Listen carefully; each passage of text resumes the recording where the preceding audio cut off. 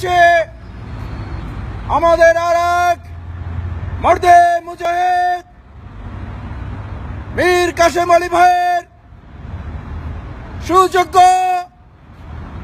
ভাই মীর মাসুম আলী আমাদের সামনে উপস্থিত আছেন।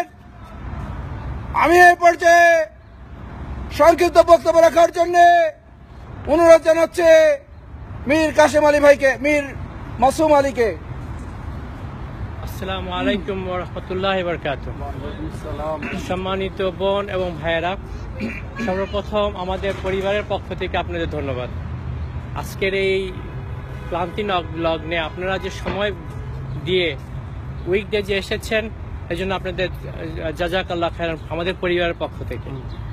আপনারা এই পর্যন্ত যে কাজগুলো করছেন শুধুমাত্র মীর কাসেম আলীর জন্য নয়, ইসলামী আন্দোলনে বাংলাদেশের যারা শহীদ হচ্ছে বা শহীদ করার চেষ্টা করছে তাদের পক্ষে যে যা করছেন, সমস্ত শহীদ পরিবারের পক্ষ থেকে আপনাদের ধন্যবাদ। আমরা শেখ হাসিনা হয়তো মনে করেছেন যে দুই চারজন শহীদ করে, লিডারদেরকে শহীদ করে ইসলামী আন্দোলনকে বাংলাদেশ থেকে শেষ করে দেবে, কিন্তু এটা সত্য নয়। শহীদ করার মধ্য দিয়েই আরো মুজাহিদ তৈরি হয়। ইতিহাসে এই পর্যন্ত ইতিহাসে কাউকেই শহীদ করে দিয়ে বা রক্ত স্পিল করে দিয়ে কোন আন্দোলনকে বন্ধ করতে পারেনি। যখনই ইসলামী আন্দোলনের কাউকে শহীদ করা হয়েছে, হাজারো মুজাহিদ তৈরি হয়েছে।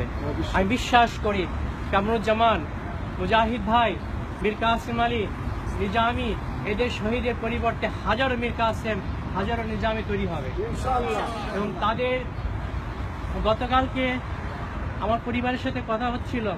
আই সি মাই ফ্যামিলি বা আমার চিলড্রেনদেরকে যে তারা প্রতিজ্ঞা করছে they will take the revenge of take their credit to the next generation ইনশাআল্লাহ। আমার মনে করি এরকম প্রচুর ইউথ তৈরি হচ্ছে যারা তাদের দ্বারা অনুপ্রাণিত হয়েছে। আপনারা জানেন মীর কাসেম আলীর ইতিহাস। মীর কাসেম আলী যখন ছাত্র শিবির তৈরি করে তখন মাত্র হাতে গোনা কয়েকজন ছিল, এখন কয়েক লক্ষ ছাত্র তারা রেডি হয়ে আছে বাংলাদেশকে তৈরি করার জন্য। আমি অনুরোধ করব আপনার সন্তানদেরকেও তৈরি করেন যাতে তারা বাংলাদেশ এবং পৃথিবীর বিশ্বের সবখানে বাংলাদেশের যে সম্মান রয়েছে সেটাকে তৈরি করে। হাসিনা আজকে আছে, কালকে চলে যাবে। 200 বছরের ইতিহাস সে তৈরি করতে থাকতে পারবে না। তার জেনারেশন, তার next generation, you see what they have, they can't even carry after she die ইনশাআল্লাহ।